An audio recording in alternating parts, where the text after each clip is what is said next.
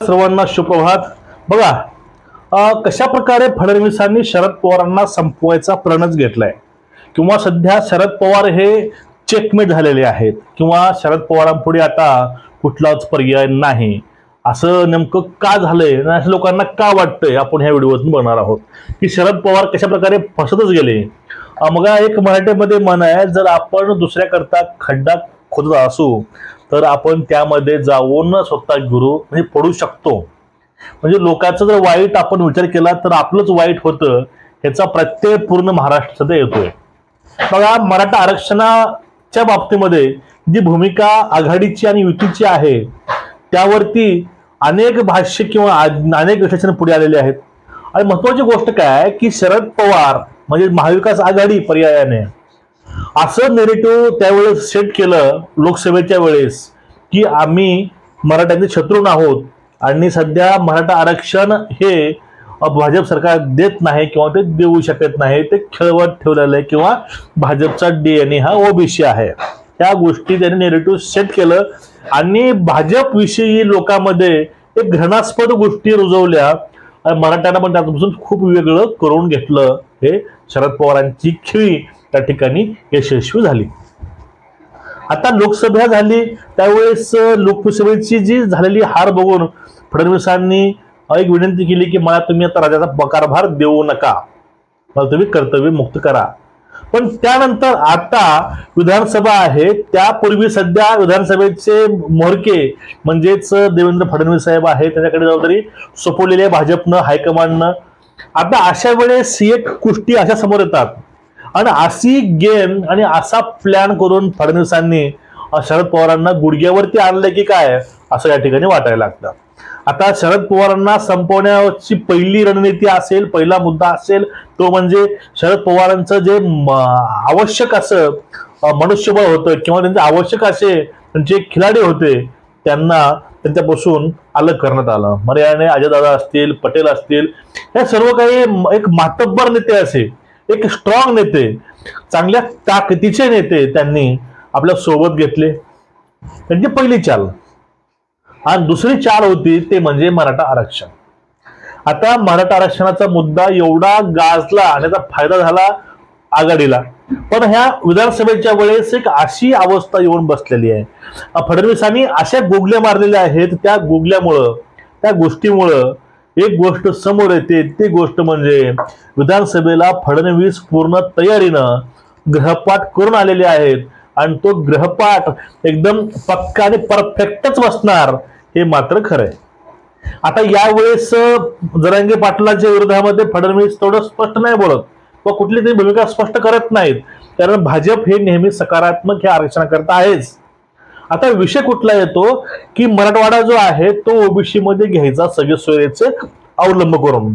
मग अशा वेळेस त्यांनी एक मीटिंग बोलवली होती आणि त्या मीटिंग मध्ये चर्चा हीच होती की मराठवाड्यातील मराठ्यांना ओबीसी मध्ये कसं घेता येईल, तो कसं घ्यायचं, सगळे सोयरे कसं आणायचं याविषयी। पण यावेळेस त्या मीटिंगला तिन्ही पक्षांचे लोक गैरहजर होते, म्हणजे माननीय उद्धव साहेब ठाकरे, माननीय शरद पवारजी आणि माननीय नाना पटोले साहेब, यापैकी कुणीही त्या मीटिंगला आलं नाही।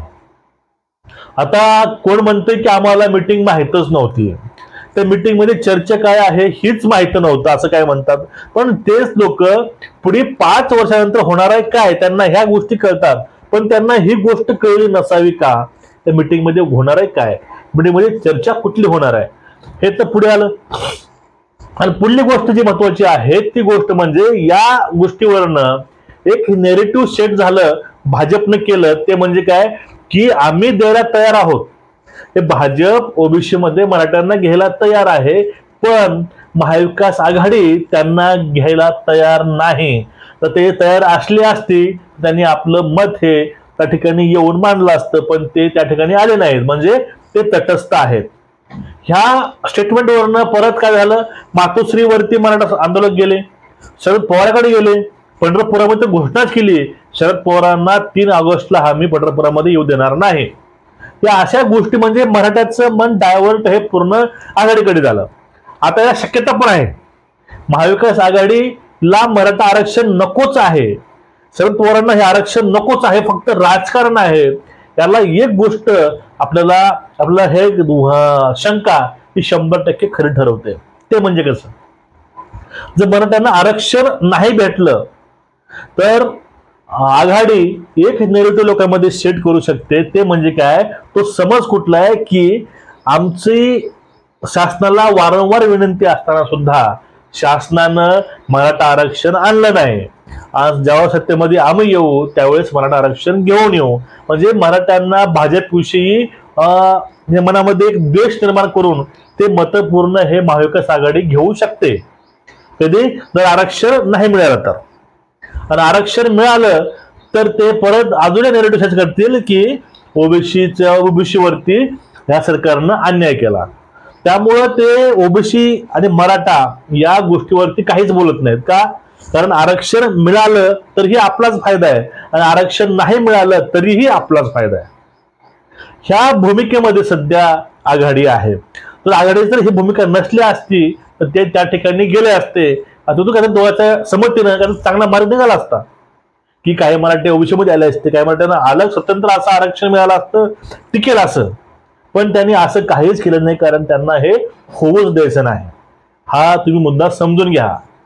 आपलं सरकार कोणतंच नाही, ते फक्त आपला स्वतःचा वैयक्तिक स्वार्थ बघतात आणि त्यामध्ये वैयक्तिक स्वार्थ आणि राजकारण म्हटलं की पवार साहेबांची तुलना कोणाशीच होऊ शकत नाही. हा इतिहास आहे पवार साहेबांचा. आणि सध्या हेच होते की काय, गावागावामध्ये गुन्ह्या गोविंदानं राहणारा समाज आज एकमेकाला पुसत सुद्धा नाही. ही अवस्था आपल्यावरती आणून कोण ठेवली, त्यांनी ठेवली. ज्या वेळेस बघा, कुठल्याही वेळेस आतापर्यंत आघाडी कधीही आपली भूमिका त्यांनी स्पष्ट केली नाही. कारण बघा, शासन आहे, आपण शासनाला मागणी केली आहे, पण तुम्ही विरोधक आहे, तुमचंही काम बनतंय की बाबा सध्या महाराष्ट्रामधील दोन समाज एकमेकाचे आता वैरीवर बसलेले आहेत आणि ह्या गोष्टी आपल्याला कशा प्रकारे थांबवता येतील आणि यावरती सकारात्मक चर्चा करून ह्या गोष्टी थांबवाव्याच लागतील. तर याविषयी जर विचार करून जर आग्रह धरला असता आघाडीनं तर आज ही अवस्था महाराष्ट्रामध्ये नसलीच असती. कारण फक्त आघाडी एकच काम करते, ते काम म्हणजे फक्त शांत बसून बघायचं काम करते, वेट अँड वॉच ते काम करते. याचाच फायदा फडणवीसांना नक्कीच होतो. आता आपला जो विषय आहे, मुद्दा तो समजून घ्या. याच गोष्टीमुळे पवारांचं राजकारण हे फडणवीस 100% संपवू शकतात. ते शक्यता ऐकून घ्या. कारण सध्या महाविकास आघाडी मराठा सोबत नाही हे नेरेटिव्ह 100% हे फडणवीसांनी सेट केलेलं आहे. आज प्रत्येक मराठा म्हणतो की आम्ही आघाडीला मतदान करणारच नाही.